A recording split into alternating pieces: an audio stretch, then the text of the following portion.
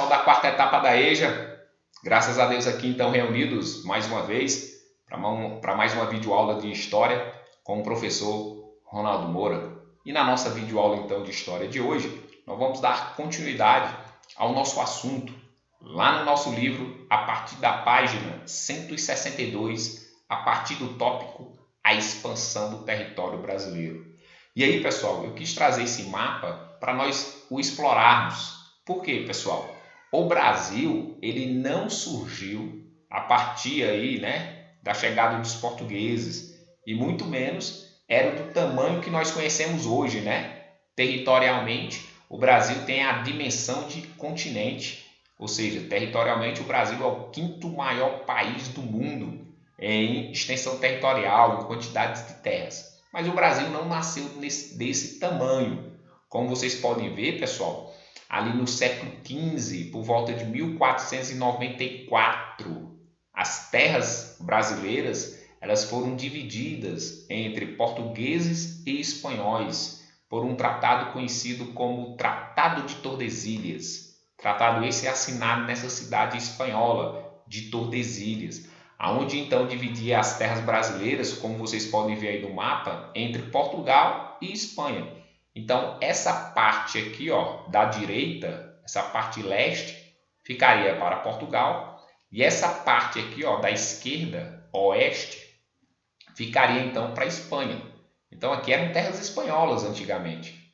Terras portuguesas exploradas por eles eram essa parte aqui, Então, essa era a dimensão territorial inicial do Brasil, tá certo? Aonde a maioria dos brasileiros, os nativos, viviam aqui no interior. Os indígenas viviam aqui no interior. Já os portugueses, eles viviam principalmente nas áreas litorâneas, tá certo? Nas áreas litorâneas, ok? Mas aí vem a pergunta, e como é que então o Brasil, que tinha essa dimensão territorial, passou a ter o tamanho que hoje ele tem, ou praticamente o tamanho que hoje ele tem, tá certo? Vai ter que avançar para além da linha do Tratado de Tordesilhas, ou seja, os portugueses tiveram que adentrar o interior do Brasil e avançar a exploração para terras que antes pertenciam à Espanha, ou seja, tem que avançar daqui do litoral e partir para o interior, avançando aqui, para onde hoje é a região norte, centro-oeste, parte da região sul. E aí, o que motivou os portugueses a adentrarem ao interior? O livro de vocês traz principalmente, pessoal, um dos fatores que levaram os portugueses a ocupar o interior do Brasil, a criação de gado, a pecuária. Sim, inicialmente no Brasil, pessoal, a atividade pecuária, a criação de gado, era uma atividade secundária, ou seja, ficava em segundo plano. Por quê? Porque principalmente no litoral nordestino, o gado só servia para alimento, para mover a moenda, aquele local onde moía a cana, para fazer a garapa, consequentemente depois transformar em açúcar, servia como meio de transporte de pessoas e de produtos. Então, no litoral, o gado servia para isso, alimento, mover a moenda e como meio de transporte. Só que veio uma ordem lá de Portugal, por volta aí do início do século XVIII, por volta de 1710, que o gado estaria proibido de ser criado no litoral brasileiro, principalmente no litoral nordestino, por conta que esse gado fugia então dos cercados, e ia então se alimentar da cana, trazendo prejuízos para a produção de cana dos portugueses, trazendo prejuízo para a produção de açúcar dos donos de engenho. Então esse gado não pode ser mais criado, no litoral. E é nesse contexto, é nesse ambiente que então o gado ele vai ser então criado no interior do Brasil, ou seja, o gado vai ser levado para fazendas no interior do Brasil. E é dentro desse contexto em que principalmente o interior do Nordeste vai passar a ser ocupado.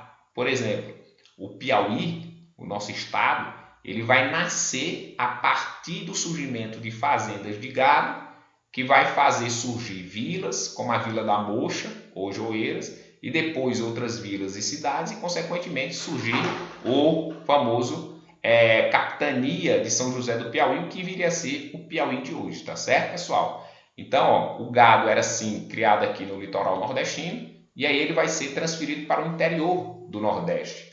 Como também o gado vai ser levado aqui, pessoal, para o sul do Brasil, né? Também. Ou seja, a atividade pecuária ela fez ocupar o interior do Nordeste, como também fez ocupar o sul do Brasil. Já a criação de gado no sul do Brasil, pessoal, tinha uma característica peculiar. Os gaúchos criavam gado solto, tá certo? E aí eles então corriam atrás desse gado, matavam e se interessavam apenas pelo couro, para transformar esse couro em um produto artesanal, né? Um gibão, um chapéu, uma bota. Só que no século 17, 18, com a descoberta e exploração do ouro aqui, ó, na região das Minas Gerais, bem no centro do Brasil, além do couro, eles passaram a se interessar com a carne.